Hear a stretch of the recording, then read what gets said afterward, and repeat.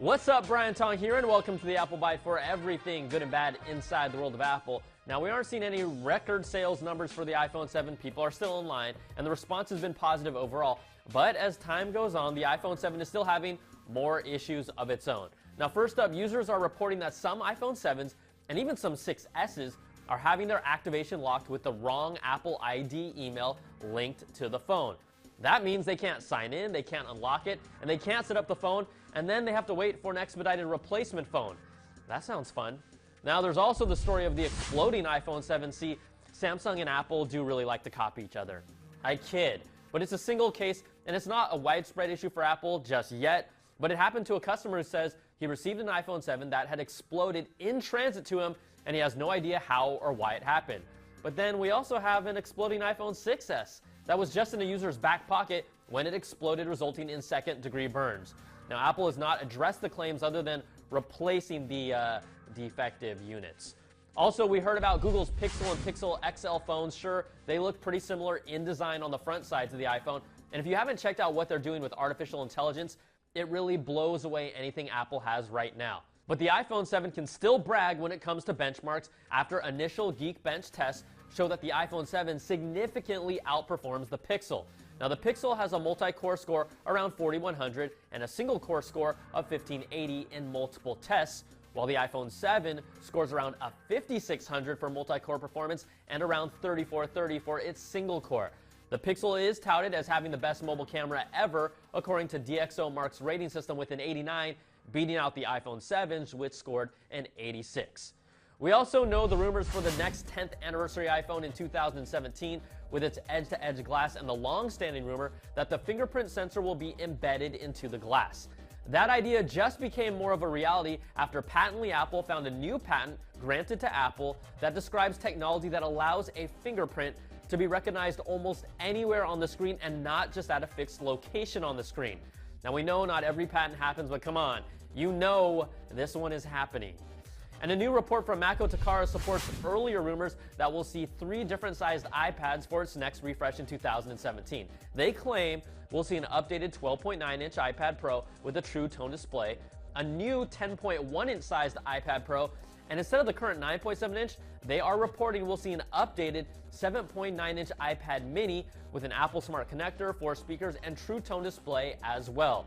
The other interesting thing to note here, Mako Takara says all 3 new iPads will still keep the 3.5mm headphone jack, but you know it's Apple, so we will wait and see. Now, alleged A10X benchmarks have been surfaced from Techtastic and appear to blow the current A10 processor out of the water with a single-core score of 4236 and a multi-core score of 6588. This processor, if it is the A10X, is destined to be packed inside of the next iPad Pros. Plus, recent iPad patents also show that Apple could be using magnets in a whole different way to give future iPads more capabilities. Patently, Apple shows off what they are thinking with a new magnetic array system that would finally allow the Apple Pencil to securely attach to an iPad Pro with magnets, something the Surface Pro has done for a long time. But that's not the only thing they're thinking of when it comes to magnets. Another patent shows how magnets on the corners of an iPad could work in conjunction with a protective case for the iPad, and if the iPad detects that it's falling, the magnets would temporarily pull the iPad away from the impact point and shift it inside the case while it's falling to avoid direct contact. But there's still one more use case, and it makes a lot of sense functionally. How about using magnets on the edges of 2 iPads to connect them together and create, dun dun dun, the Maxi Pad? Hey Apple, call me, if you end up using that name. Again, these are all ideas and they may not end up in final products, but it's what Apple is thinking about.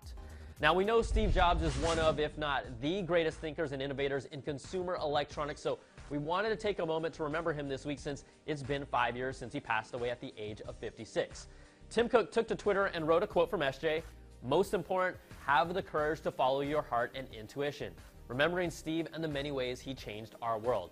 And Apple's a much different company now, and even if you don't see them as being the same innovator they once were, they are still the world's most valuable brand despite their first ever drop in iPhone sales. They have now held the top spot in Interbrand's annual rankings for the 4th year in a row, with Google at number 2 and Coca-Cola at number 3.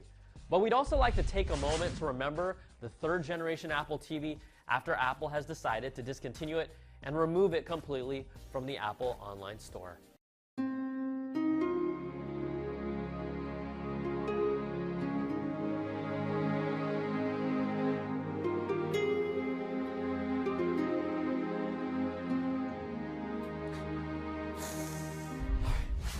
And we finish things with the best thing I saw this week. We all know what that new Mac scent smells like when you crack open the packaging and you break that seal. For some people, it's a way of life. Well, now you can have it in the form of a scented candle for 24 bucks, thanks to the people at 12 South. It's called the new Mac candle. It's 100% soy wax, hand poured in Charleston, South Carolina, and it smells like a brand new Mac. It's so popular that it's sold out, so I'm just gonna wait for the restock, to set the mood for that special moment. All right, that's going to do it for this week's show. You can email us at theapplebite@cnet.com or tweet me at Brian Tong. Thanks so much for watching. We'll catch you all next time for another Bite of the Apple.